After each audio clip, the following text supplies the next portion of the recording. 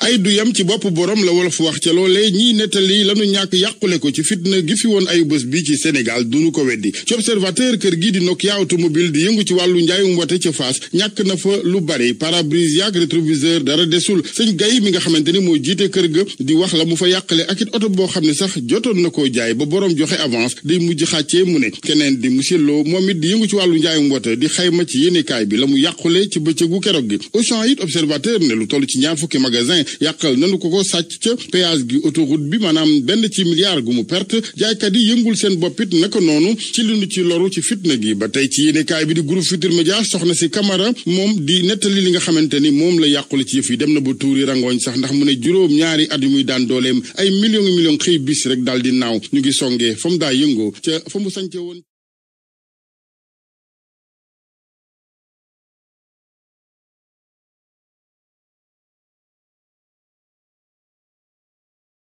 Mbacké Monseigneur Benjamin Ndiaye ak président Alioune Tine moom Alioune Tine yéenekaay bi xamal ñu mook ñi mu àndal ne ñu ngi wéyal seen tànki jàmm Birahim Seck bu Forum Civil moom àndul ci li nga xamante ni mooy woote beneen bu M2D ngir ak manifester samedi ji ci las la ko xamle ndax dafa gis ne yëf yi amul sens du def lu may gën a xam ay wi sàkku nag ci kilifa yi jamono ji ñu amee dal ak jàmm ci réew mi ñoom it gouvernement bu Sénégal kilifa yi maanaam ci gàttal ñu yombal libéré ñu nu téye ci kaso yi Birahim Seck la muy tiit nag nekk jàmm gu na sax loolee dafa mel ni moom la yéenekaay bi di le mandat di tiit ndax le mandat dafa xëy bind ne jàmm ak dal dellu si na Sénégal waaye du dal gu dal xel le soleil xëy ne dund gi dooraat na ni ñaa ngay wéy seen yitte yéenekaay bu an wane agent yu UCG yi jàmbaare lool xamal ñu ne UCG ci boppam junniy agent la jógloo ngir setal mbeddi Ndakaaru yi ca Bignona moom ndaw yi ñëw takku ngir setal dëkk ba ci réew mi yëpp nag xayma nañu fi juróom-ñaar fukki station yi essence yu nu fi taal ci Sud Quotidien société civile bi ñoom la ñu bëgg dogu ca mooy ubbi teg enquête bu wér bu farul fenn te de njaxaanaay ngir manifester yi nga xamante ni moo fi rotali bakkan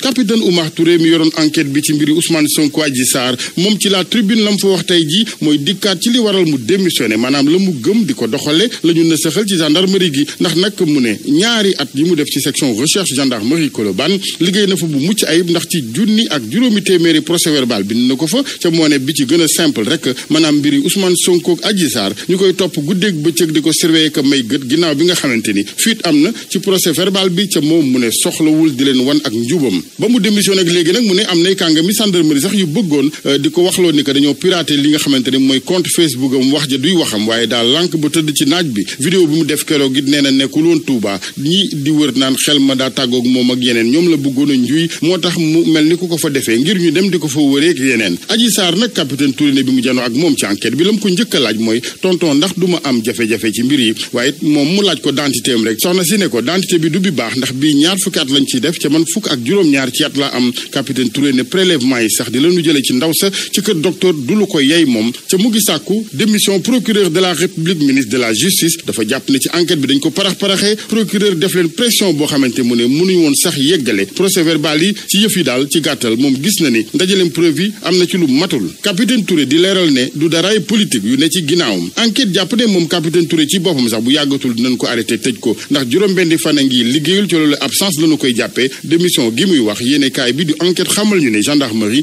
mënee su faa démissionné lu may danga faa def fukki at le témoin mbiri Ousmane Sonko moom daf ko jàppee mbir ci biir mbir yéenekaay bi ñëwaat ci lu yaatu ci yan moment lañu dugalee ci mbir yi ak tuuma geneen maanaam trouble penc mi na ko noonu bokk ci manifester gu yoon tere libération moom Khalifa Koné la xëyee tey di ki nga xamante ni moo bëggoon a taal wata wala engin bu camp militaire ba ca Mboxom ca Louga mu ngi ci loxo yoon fukki fan ak ñeent ci weeru février 2021 ak léegi ñu ngi ko jàppee ci néegam ñax ci kër seeni indi fii ci Ndakaaru ngir enquête bi mu janoog gendarme mi Louga ñu ne moom Khalifa Koné mi yenn ci xibaar ne àndul ak sagoom dafa lànkoon tontu ca laaj ya teg ca ci garde à vue gi dafa lànk dugal dara ca gémmiñ ga ñi des ak libération xibaar bu mitti bii di ndaw fukk ak ñeenti at yi amoon gaañu-gaañu ca Bignona ca mujj ñàkk bakkanam bu naa ma Sagna la daa bu yoo le quotidien di def xayma ci ñi faatu ci réew mi ci fitna gëfi woon fukk la yéenekaay bi wax ak lu jege juróom-benn téeméer yu ci am gaañu-gaañu